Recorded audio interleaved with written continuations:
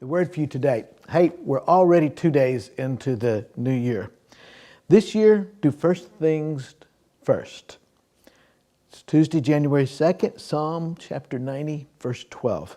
It says, teach us to number our days aright that we may gain a heart of wisdom. This psalm is written by Moses. Actually, it's the only psalm that we know of that Moses wrote. In this verse, Moses tells us to do something that we may gain something. What is it we must do? Well, first thing he tells us is to number our days. It's important to realize that we have a certain amount of time to get done what we're going to get done. How long are we going to live? Don't know. I don't know how long I have to live. You don't know how long you have to live. But unless Jesus comes back before we die, we're going to have a certain amount of time, and then we're going to experience a physical death. So let me ask you, what do you want to be remembered for? What is it that you want people to look back and say, this about you? So let's not waste our time. You know, some people say, well, I need to rest. Good, rest is good. That's not wasting time. But let's be sure that we realize that we have a limited amount of time. And as I get older, I realize I have more days past me than ahead of me. So I don't want to waste time.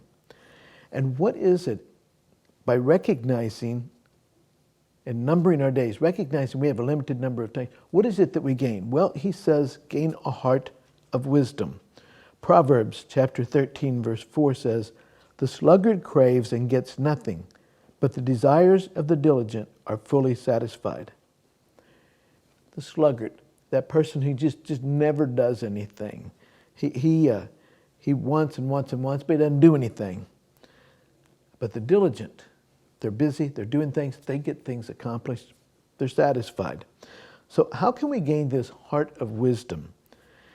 See, it's more than just doing things, but it's wisdom, knowing what to do. Moses says, teach us to number our days aright, that we may gain a heart of wisdom. If we stay active in all, then we're going to be thinking better. So how can we gain this heart of wisdom? Well, first of all, seek God daily. God is the one who created you. He knows how he made you. He knows what he made you for. And how do we talk to him? Well, we read our Bible. Read our Bible and talk to him. You don't have to bow your head and close your eyes. Just talk to him. If you see something you like, tell him. If you see something you don't like, tell him. Just talk to him. Just talk to him like you would another person. And then just listen and obey. You know, maybe you're struggling with what to do about something. Well, tell him about it. Say, God, I don't know. I want to honor you in what I do here, but I don't know the right thing to do.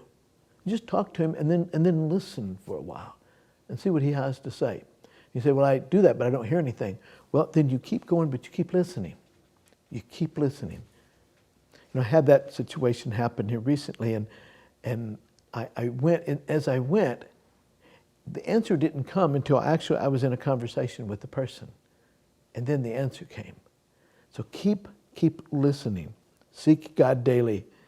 That's one way to get a heart of wisdom. And the second thing is keep the end in mind. See, what do you mean? Keep what it is you're trying to accomplish in mind. Have you ever been driving around and you look at your gas gauge and you're sitting on empty. And you got all these gas stations you're passing by, but you know the price is higher than you really want to spend. You know somewhere there's a place that's less expensive than what you're seeing. Well, what is better? To go ahead and stop and put some gas in your car, paying more than you would like to spend, or run out of gas looking for that place that has less expensive gas? You know, what's the end here? The end is to put gasoline in your car so you can keep moving. That's the end. Yes, it'd be wonderful to have the least expensive gas, but sometimes you can't do that. The end is getting gas in your car so you're not walking. And then, so this heart of wisdom, seek God daily, keep the end in mind. And third thing, prioritize what is most important. Prioritize we all have 24 hours in a day. I guess the question is, how will we use that time? How will we use that time? Story of two men and their priorities. The first one was married for 26 years. He was a college professional, or he was a college football coach. He became a professional coach. As a college coach, he was married. He and his wife went to different functions and things. When he became a professional football coach, he divorced his wife. Somebody asked him why. And he said, well, I don't need her anymore. So when I was college coach, she came in handy because we went to these functions and it was good to see her.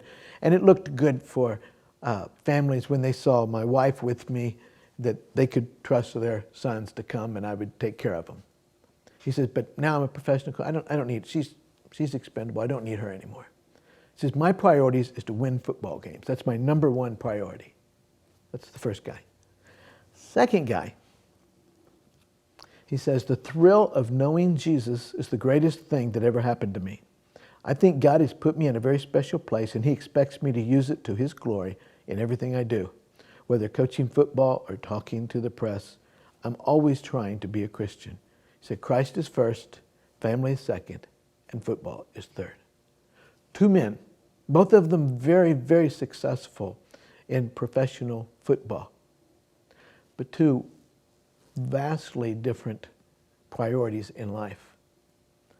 Which of them do you think, when the end comes, is going to be most satisfied, most at peace? You know which one. So as we begin this new year, how about your priorities? What's most important to you? Winning football games, or winning at this, or winning at that? Getting things? Or is God first and people that you love, your family, people you love second, and then the accomplishments come in third? What are your priorities? Be honest with yourself. And then if you need to make a change, simply make the change. Have a good day.